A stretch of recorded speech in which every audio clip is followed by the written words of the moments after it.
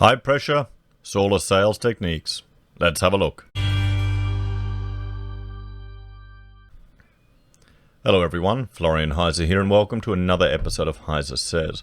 Grab your stein of coffee, because I thought it'd be interesting to have a look at this article from the ABC, just discussing some of the customers that are, well, feeling pressured by the sales techniques used for solar panel salespeople. Now, previously I've done several videos about, well, this industry. Recent one I did in August of last year was discussing Victoria's interventions into the market in the solar panel industry through extreme subsidies, which essentially put a hard cap on the number of solar installations that can occur in the state.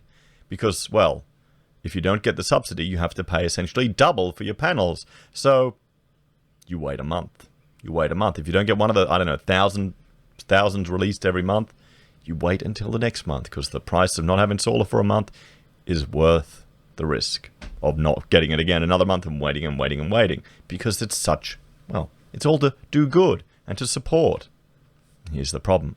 This is the thing when the government picks winners, when they intervene, when they do vote buying. It creates an unnatural situation in the market, and we all lose in the long run. Should be able to stand on its own 2 feet. So let's have a look. Let's have a look at this, because I've heard similar things from family members that have gone, into solar with the high pressure techniques, and would never do it again. I mean, honestly, don't get me wrong. I'll get solar on our house once we finish refurbishing, but I'll probably look at getting some at secondhand. Get some secondhand panels and chuck them in. Because I need it. I've literally got an office here. I've got 6 screens in front of me. I've got 3 servers running down there. We're a household of 9 people, so for me, generating our own power makes sense. But if you're not working from home and you're trying to feed it back in the grid to make money, I question it. Well, you're at the... Well, the rules can all change and your sums can all go out the window. So let's have a look at this.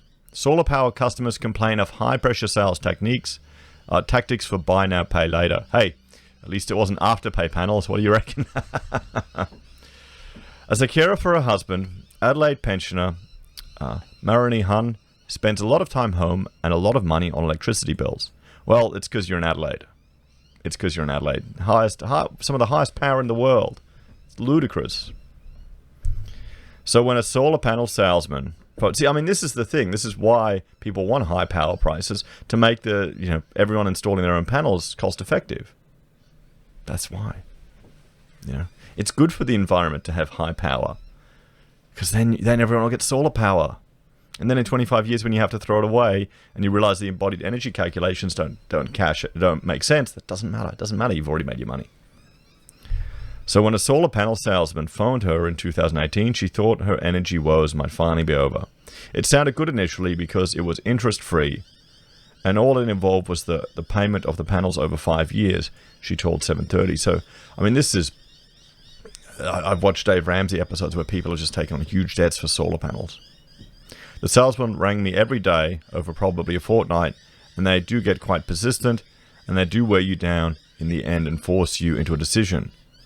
Miss Hun signed up for buy now, pay later finance. Oh boy.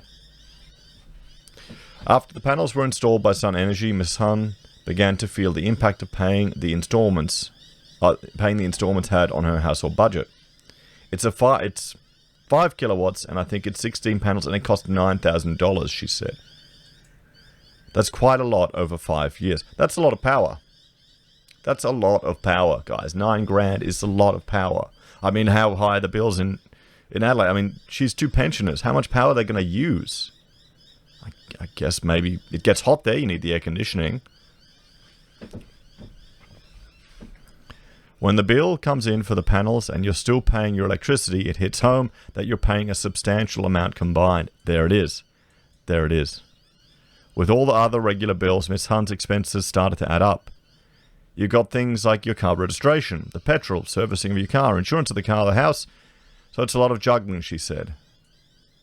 I've given advice to my friends that are on the pension not to commit themselves because it is a bit of a struggle. See, the problem is, she did it on finance. So it's no interest, but that interest is just built into the $9,000. How much could you get these panels for second hand, guys? Sure, the efficiency won't be there, but least you're not paying if you take that, if you take that into account of the interest, does it matter if your panels are like 60% efficient? Buy now, pay later financing is unregulated. Well, see, this is the thing. Okay, they can call for more regulation.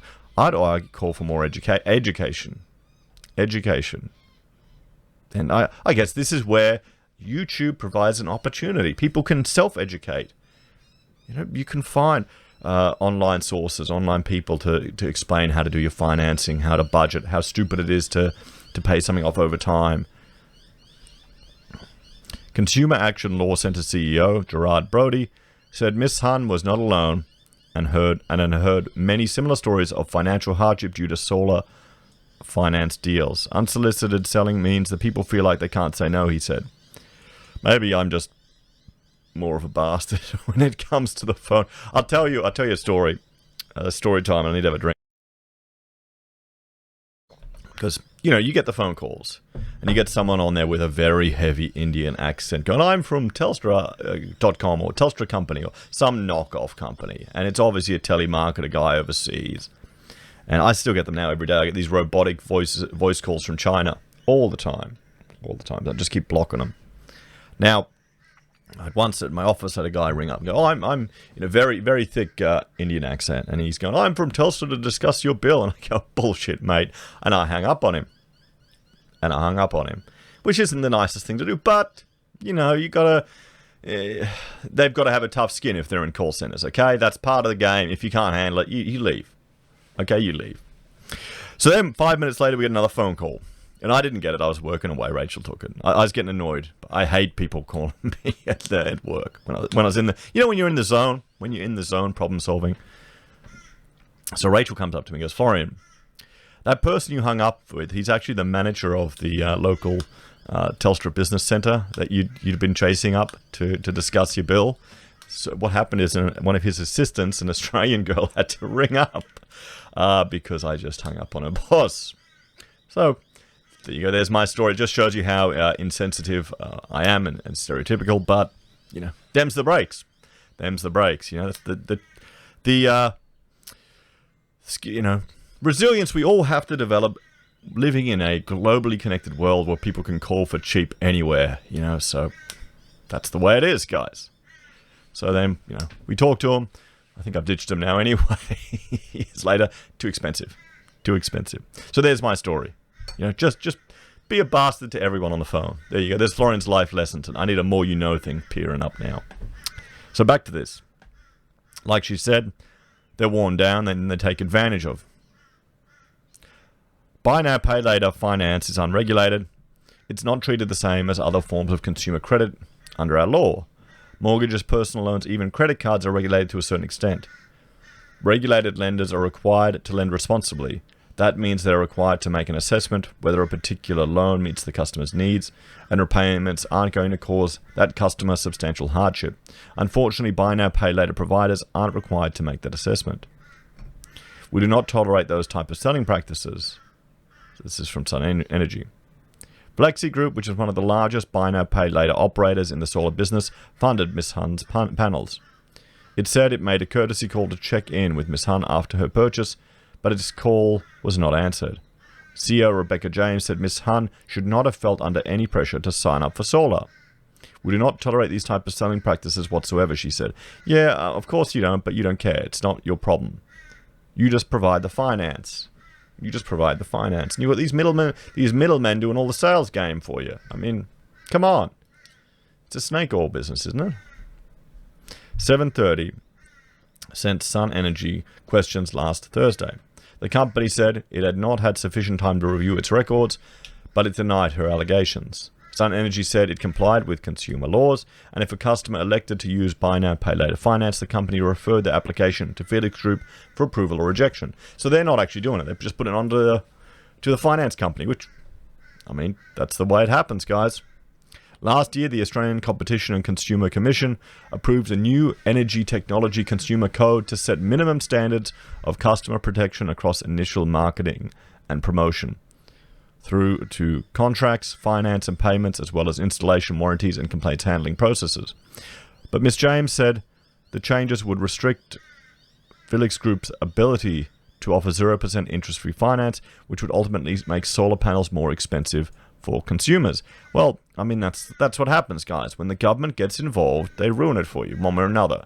Because you have people who, frankly, don't have the capacity to make these decisions, or are taken advantage of. Buyer beware, everyone. Has that disappeared? Has that disappeared from our lexicon? Buyer beware, don't trust anyone. Have we all become too nice? Have we become too regulated? Too cotton woolified? Too risk averse? You know, government will take care of us. Appeal to authority. Other parties will take care. The company's appealing against the change before the Australian Competition Tribunal. We've financed over 180,000 Australian families in the quest to switch to green energy, Ms. James said. The evidence of financial hardship across all of our buy now, pay later products is less than 1%, which is lower than many other financial service products. The level of complaints is extremely low as well. I think if we've seen anything from the Banking Royal Commission, it's clear that just enhanced regulation does not necessarily lead to better consumer outcomes. Well, that's a good point. It doesn't. Mr. Brody questioned Felix Group's motivations for the appeal. They're seeing strong revenue from this business model, and they are opposing any moves or regulatory changes that might affect them, he said. I think I was extremely ripped off. Is this just a grumpy buyer? In 2018, Chris Pascoe was door-knocked by an Oz Solar Co. sales representative. He signed up for an 8.6 kilowatt system for $16,000 through Buy Now Pay Later. 16 grand. Damn, mate. Well, that's a life lesson. We've all done stupid things. It's part of life. Raise a stein to the poor guy. The sales guy was very slick. Well, they are. They basically had very high-pressure sales tactics, so essentially we had to sign on the day or miss out on the deal. Oh, boy. See, this is the thing, everyone. You need to learn about the persuasion techniques that salespeople use. I've fallen for them, too. I've learned that. It was usually negotiating over unpaid bills with clients. Bullshit. You get hardened over time. That's just life lessons. You become a hard bastard. That's why they say everyone becomes goes from being a touchy-feely lefty in their younger years to a hard stone bastard, conservative the older they get. It's called life experience, It just tells you. Maybe being in business, that's why you tend to gravitate to more a conservative approach to politics, hey? Because it's called, responsibility, as opposed to just being in a union and having them take care of you. Anyway, back to this. After the installation, Mr. Pascoe said the system could not be connected to the grid for months because of a missing piece of equipment. He eventually received $2 grand compensation from Osco Solar. Once my panels were on the roof, I didn't hear from them again, he said. The experience... It probably took a whole year of my life just trying to get a panel switched on properly. Osco Solar said it deeply regretted that Mr. Pascoe felt rushed into a purchase. It said its salesmen were trained to never engage in high-pressure sales tactics. Yeah, okay, you train them to never do it, but do you think they give a crap about it? They want to make the sale. They want to make the commission. It's business. It also said its prices were in line with industry standards. Osco Solar acknowledged there were some delays to Mr. Pascoe's connection to the grid, which fell below the company's usual standards, so a reimbursement was offered. So hang up, close the door, and called callers. Mr. Brody said the new standards were key to better protecting consumers. If this appeal by Felix Group to the tribunal is upheld, and there isn't significant change in standards in the solar sector, I think what that means is we might actually need legislation, we need law reforms. No, we don't need more government intervention. We just need people to tell these sales people to bugger off. That's it, just to get out. Go away. No thank you. Bye. Hang up. Learn to be rude. Learn to be rude. They can handle it. Okay? They can handle it. They've got a thick skin. They're used to dealing with this crap all the time. You're not going to hurt their feelings. If they act like their feelings are hurt, it's just an act. They can handle it. You can't make it in a sales game like this doing cold calling if you can't handle rejection. Seriously. Maybe what we need to do, and this is going to sound real terrible, but everyone needs to get used to cold calling. Everyone should do a cold calling session. Just, go to a cold calling camp and you are forced to deal with like 100 bits of rejection and dealing with it. So then you will become a hardened bastard to when these people call you. What do you think, guys? Do you think Florian's cold calling camp, how to build resistance to these salespeople? Let me know in the comments if you think it's a good idea. I would encourage anyone just to hang up on the phone to a cold caller, to close the door to anyone who visits their home. Do your own research. Ms. James said Felix Group would take action against solar retailers doing the wrong thing. In the last 2 years, we've terminated agreements with 20 solar sellers that we didn't believe were meeting our standards that we think need to be put in place to provide adequate consumer protection, she said.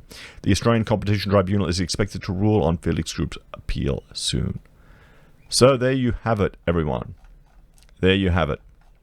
And I think the biggest issue is, as well, people think solar is an investment, that it's going to pay for itself. You've got to look at how much power you actually use. I can't see how $9,000 over 5 years is going to be worth it for pensioners, unless power goes really expensive. Great way to save money on power is just to turn lights off and not use power. Then maybe buy it with cash. What do you think, guys? What are your experiences buying solar? What do you think about my plan about getting some second-hand panels once we finally do it here? Let me know your thoughts and opinions in the comments below. Please like, share, and subscribe to the channel. If you're a fan and you want to support the content I create here, there are a few ways you can. You can join the channel on YouTube or Patreon. You can support us using our affiliate links at Amazon, eBay, Independent Reserve, or Kucoin. You can buy merch from HeiseSays, use Gold Pass from the Perth Mint, or support us via PayPal. Take care, have a great day, and I will see you all next time.